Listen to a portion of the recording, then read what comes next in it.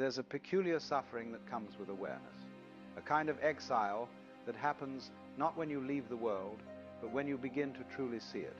You sit down to watch a movie everyone loves, and within minutes, you're analyzing the manipulation tactics, the propaganda, the tired formulas.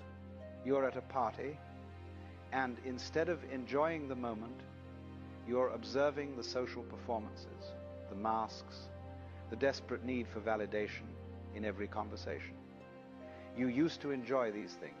You remember when a movie was just a movie, when small talk was comfortable, when you could lose yourself in the moment without your mind dissecting every layer of what was really happening. But something changed. You woke up. And now, you can't go back to sleep. Today, we're exploring one of the most painful consequences of consciousness, the loss of simple pleasures. This isn't about being cynical or superior.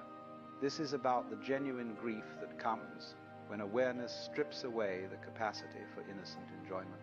Alan Watts once observed that the price of consciousness is the loss of unconsciousness. And with that loss comes something most people never talk about.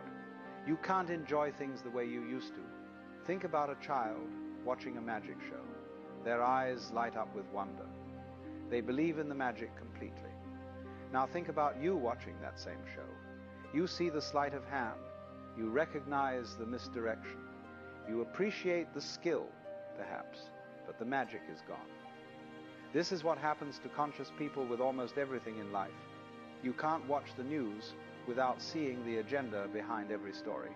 You can't scroll social media without recognizing the performance, the carefully curated highlights, the desperate need for external validation. You can't attend social gatherings without feeling the weight of all the unspoken truths, the polite lies, the surface-level connections that everyone pretends are meaningful. The veil has been lifted, and you're left standing in a world where everyone else still sees magic, while you only see the mechanics. This creates a profound loneliness. Not the loneliness of being physically alone, but the loneliness of being awake in a world that's sleeping. You're surrounded by people, yet you feel completely isolated because you're experiencing a different reality than everyone around you.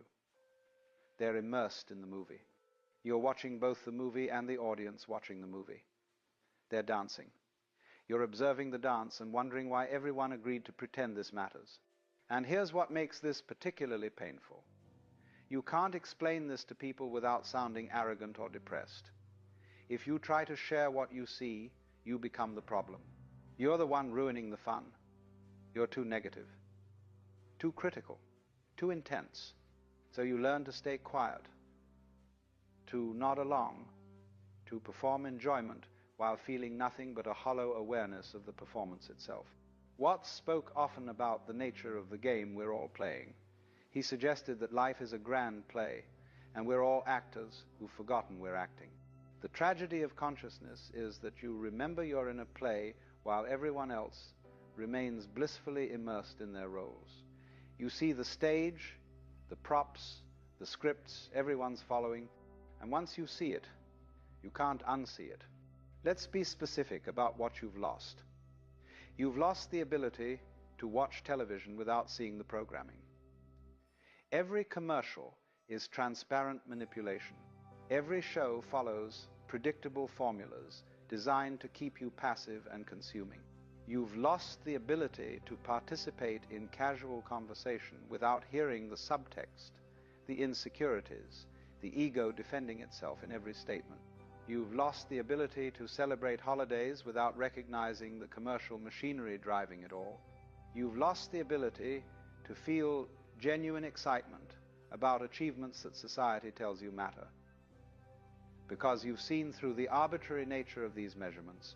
You've lost the ability to believe in the stories everyone else believes in. The story that working hard guarantees success. The story that following the rules leads to happiness. The story that romantic love solves loneliness. The story that buying things fills the void. The story that status and recognition provide lasting fulfillment. These narratives that keep most people motivated have become transparent to you. And without them, you're left wondering what the point of any of it is. This is where many conscious people get stuck. They oscillate between two painful positions. Either they force themselves to participate in things they no longer find meaningful, wearing a mask of enthusiasm while dying inside, or they withdraw completely, becoming isolated and bitter, unable to connect with anyone because no one else seems to see what they see. Both positions are exhausting. Both positions are forms of suffering. But here's what Watts understood that most people miss. The problem isn't that you've become conscious. The problem is that you're using your consciousness as a weapon against life instead of as a tool for deeper participation. You're standing at a distance, analyzing and judging, rather than recognizing that your awareness itself is part of the play. When you watch a movie and you can only see the manipulation tactics,